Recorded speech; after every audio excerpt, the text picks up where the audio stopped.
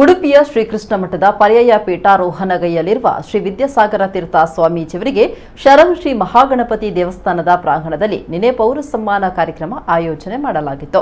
ಈ ಸಂದರ್ಭ ಮಾತನಾಡಿದ ಶ್ರೀ ವಿದ್ಯಾಸಾಗರ ತೀರ್ಥ ಸ್ವಾಮೀಜಿ, ಪ್ರಸ್ತುತ ಬಂದಿರುವ ಕೊರೋನಾ ಸಂಕಷ್ಟ ನಿವಾರಣೆಯಾಗಿ ಲೋಕಕ್ಕೆ ಕಲ್ಯಾಣವಾಗಲಿ ಅಂತ ನಾವೆಲ್ಲರೂ ಶುದ್ಧ ಮನಸ್ಸಿನಿಂದ ಪ್ರಾರ್ಥಿಸೋಣ.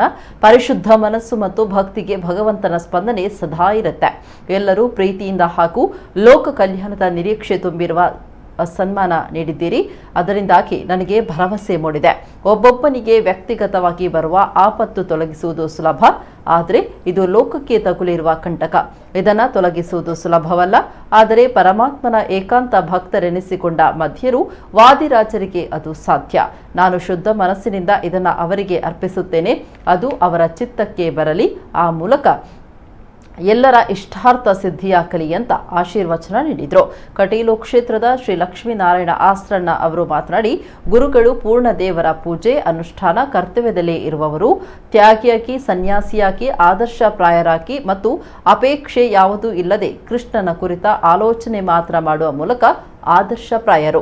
ಅವರ ಪರ್ಯಾಯ ಕಾಲದಲ್ಲಿ ಲೋಕಕ್ಕೆ ಮಂಗಳವಾಗಲಿ ಅಂತ ಹಾರೈಸಿದರು. ಶಾಸಕ ವೇದವ್ಯಾಸ ಕಾಮತ್ ಮಾತನಾಡಿ, ಸ್ವಾಮೀಜಿಯವರ ಅನುಗ್ರಹ ಆಶೀರ್ವಾದ ಸಮಾಜಕ್ಕೆ ಈ ಸದಾ ದೊರೆಯಲಿ ಅಂತ ಹೇಳಿದರು. ಅಧ್ಯಕ್ಷತೆ ವಹಿಸಿದ್ದ ಮೇಯರ್ ಪ್ರೇಮಾನಂದ ಶೆಟ್ಟಿ, ಪರ್ಯಾಯ ಸ್ವಾಮೀಜಿಯವರಿಗೆ ಪೌರ ಸಂವಹನ ಮಾಡ್ತಾ ಇರುವುದು ನಮ್ಮ ಪಾಲಿಗೆ ಸೌಭಾಗ್ಯದ ಸಂದರ್ಭವಾಗಿದೆ ಅಂತ ಹೇಳಿದರು. ಈ ಸಂದರ್ಭ ಶ್ರೀ ಕ್ಷೇತ್ರದ ಶರವು ಶಿಲೆಶಿಲೆ ಮುಕ್ತೇಶ್ವರ ಶರವು ರಾಘವೇಂದ್ರ ಶಾಸ್ತ್ರಿ, ಮಾಜಿ ಮೇಯರ್ ಶಶಿಧರ್ ಹೆಗಡೆ, ಕನ್ನಡ ಸಾಹಿತ್ಯ ಪರಿಷತ್ನ ಮಾಜಿ ಅಧ್ಯಕ್ಷ ಹರಿಕೃಷ್ಣ ಪುನರೂರು, ಕಲ್ಕುರ ಪ್ರತಿಷ್ಠಾನದ ಅಧ್ಯಕ್ಷ ಪ್ರದೀಪ್ ಕುಮಾರ್ ಕಲ್ಕುರ, ದಯಾನಂದ್ ಕಟೀಲ್ ಸೇರಿದಂತೆ ಪ್ರಮುಖರು ಉಪಸ್ಥಿತರಿದ್ದರು.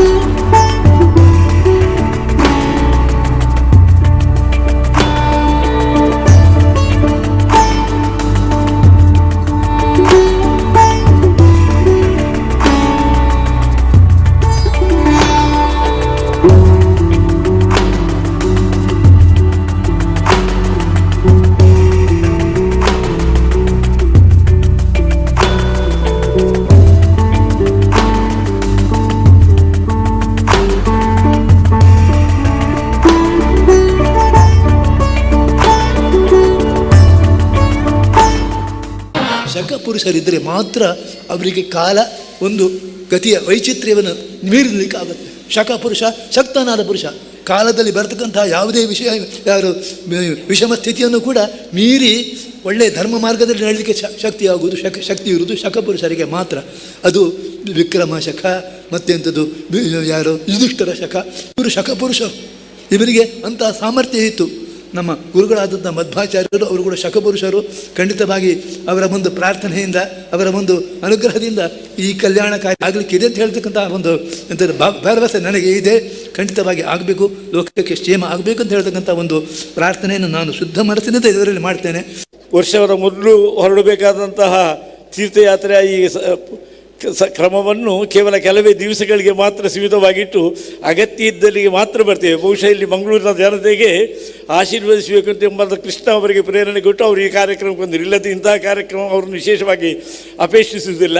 ಏನೇ ಇರಲಿ, ದೇವತಾನುಗ್ರಹವಾಗಿ ಕಾರ್ಯಕ್ರಮ ಅವರ ಪರ್ಯಾಯ ಕಾಲ ಯಶಸ್ವಿಯಾಗಲಿ. ಆ ಪರ್ಯಾಯದಲ್ಲಿ ನಾವೆಲ್ಲ ಭಾಗಿಯಾಗುವಂಥ ಭಾಗ್ಯ ನಮಗೆ ಕೃಷ್ಣದೇವರು ವರ್ಗೈಸ್ತಾರೆ. ಅವರ ವಿಶೇಷ ಪೂಜಾ ಶಕ್ತಿಯಿಂದ ಸದ್ಯಕ್ಕೆ ನಮಗೆ ದೇಶಕ್ಕೆ ಬಂದಂತಹ ಕೊರೋನಾದಂತಹ ದುಷ್ಟ ಆ ರೋಗ ದೂರವಾಗಿ ನಾವೆಲ್ಲ ಲೋಕ ಸಮಸ್ತ ಸುಖಿನೋ ಬಂತು ಅಂತ ಹೇಳಿದಾಗೆ ನಮ್ಮ ಇಡೀ ಲೋಕ ಶಾಂತಿಯಿಂದ ನೆಮ್ಮದಿಯಿಂದ ಅವರ ತಪಶಕ್ತಿಯ ಮಹಾಗಣಪತಿಯ ಇಚ್ಛೆ ಅದು ಇಲ್ಲಿ ಆಗಬೇಕು ಅಂತ ಹೇಳುವಂಥ ಪ್ರಕಾರ ಇಲ್ಲಿ ಆಗ್ತಾ ಇದೆ.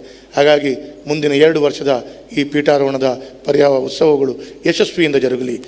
ಸಂಪೂರ್ಣ ಆ ಒಂದು ಕಾರ್ಯಕ್ರಮಗಳು ಬಹಳ ಸರ್ಕಾರದ ಏನು ನಿಯಮಗಳಿದೆ ಅದನ್ನು ಯಶಸ್ವಿಯಾಗಿ ಪಾಲನೆ ಮಾಡ್ತಾ ಎಲ್ಲ ಮಂಗಳೂರಿನ ಜನತೆ, ಈ ಕರಾವಳಿಯ ಭಾಗದ ಜನತೆ, ಇಡೀ ದೇಶದ ಜನತೆ ಇದರಲ್ಲಿ ಸಂದರ್ಭೋಚಿತವಾಗಿ ಭಾಗವಹಿಸುವಂಥ ರೀತಿಯ ಎಲ್ಲ ರೀತಿಯ ಅವಕಾಶಗಳು ಆ ಭಗವಂತ ಕೊಡಲಿ ಅಂತೇಳುವಂಥದ್ದು ಹೇಳ್ತಾ